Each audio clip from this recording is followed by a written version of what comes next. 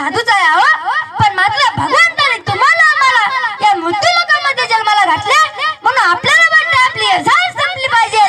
आणि साधूच्या जीवनामधली एरझाळ संपण्याकरिता साधूंनी काय केलं करता आपण काय केलं पाहिजे गोड म्हणून करणारा अभंग आहे विठ्ठल विठ्ठल। त्या नवत्या हात आलेल्या जीवांना उपदेश करतात, त्या महात्म्याला उपदेश करायला कोणी सांगितलं तर त्याचं उत्तर असं आहे की ते सगळ्यांकरिता आलो त्या हो। एक वर्ग असा आहे त्या जन्माला आणावंच लागतं, एकाला यावंच लागतं आणि एक येत असतो। मला सांगा आणावंच लागतं ते देवाला, यावंच लागतं ते तुम्हा मला, आणि येत असतात ते संत। संत कशासाठी येतात तो उजळा वयालो वाटा, उजळा वाटा खरा खोटा निवाडा हो।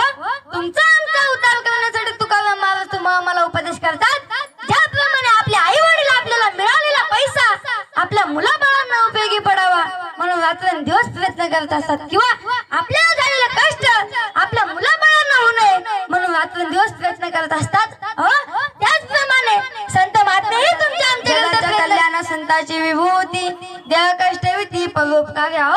ज्याप्रमाणे संत महात्मेही तुमच्या आमच्याकरिता प्रयत्न करत असतात, त्याचप्रमाणे आपले आई वडीलही आपल्याकरिता प्रयत्न करत असतात। सहज बोलणे त्या नवत्या हात आलेल्या जीवांना उपदेश करतात की बाबा पवित्र असा प्रकारचा नवत्या हा परमार्थ करण्याकरिता मिळालेला आहे, पण परमार्थ करण्याचं ज्ञान इतर जन्मामध्ये नाही तर ते जन्मामध्ये देवाचे भजन आणि काय ज्ञान नाही कोठे, किंवा देवा दिला देवा भजना गोमटा तोया झाला फाटा बांधिकेचा विठ्ठल।